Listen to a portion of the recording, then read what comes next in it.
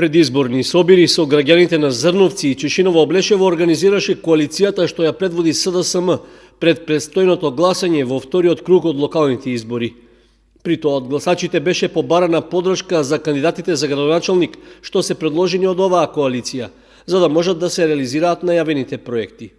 Во Зрновци се одржа собир на кој кандидатот за градоначалник на општината, Ванчо Митев, се заблагодари од свое лично и од име на советничката група за големата подршка што ја добиле во првиот круг од изборите. Значи, од се срце ви се заблагодаруваме и исто така ве замолуваме на 29-ти, значи на вториот круг од изборите, гордо и достоинствено да излеземе и да избереме живот во Зрновци за сите.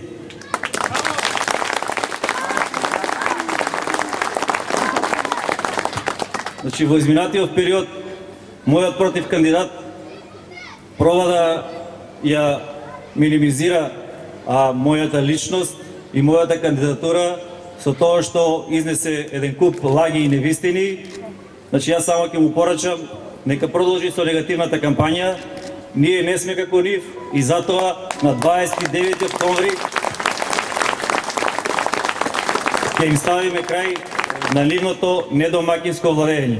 Председателот на СДСМ Зоран Заев рече дека Митев ја има целосната подршка од него и од партијата за понудените проекти и очекува граѓаните да му ја дадат довербата. Со промените кои што ќе се случат овде во Зрновци. Прво ќе вбризгаме пари за да ја стабилизираме општината. Општината е во долгови. Мораме да ја стабилизираме за да дадеме ветар во грб. Веднаш за водоводите и канализациите преку Министерството за транспорт и врски. Ќе ги обезбедиме финансиските средства да почне на секаде да се гради. Преку Македонија пат и јавното претпријатие за патишта.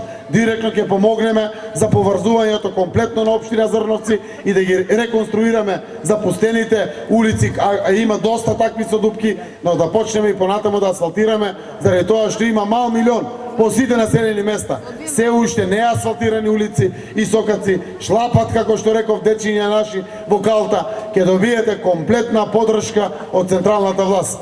Заев најави дека за 2 години од добивањето на мандатот на новиот градоначалник Митев, општина Зрновци ќе добие подобрување во инфраструктурата и другите сфери на живење. Потоа, предизборниот карван на коалицијата на СДСМ во Облешево одржа собир со граѓаните на општина Чешиново Облешево, каде најпрвин се обрати кандидатот за градоначалник Горанчо Крстев, кој на овие избори по втор пат ја бара подршката од гласачите. Ви обеќав на сите граѓани тука 2013 година.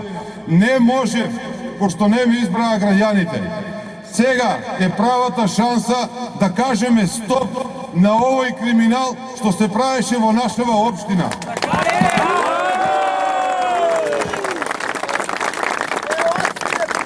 Сега ни кажуваат, доаѓаат и не лажаат, ќе прават етно куќа, 1.000.000 евра. Другари, значи вие сите знаете, тука мораме да се погледнеме очи. Ние ги немаме основните потреби. Немаме вода, немаме канализација, немаме инфраструктура. Нашата општина беше запоставена од властите овие години. Така е! Јако да му кажеш, градоначалниче.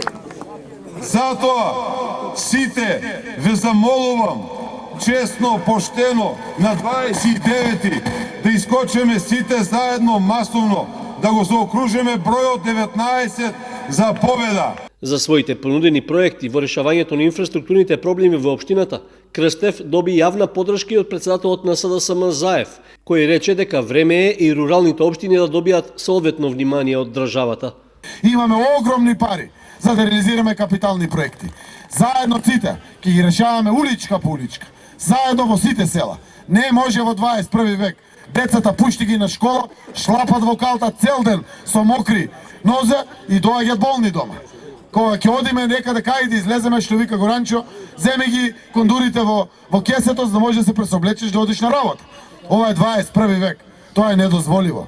Затоа сметајте на подршка комплетна од владата на Република Македонија за да ги реализираме сите комунални инфраструктурни проекти на територијата на Чешиново Облешево рамноправно за сите населени места. Ова општина има добри перспективи. На крајот од собирот со граѓаните на општина Чешиново Облешево, Заев порача дека тие треба да ја донесат вистинската одлука за тоа каков живот сакаат во наредниот период, а со поддршката за Крстев сигурно ќе имаат позитивни промени во решавањето на инфраструктурните и другите комунални проблеми.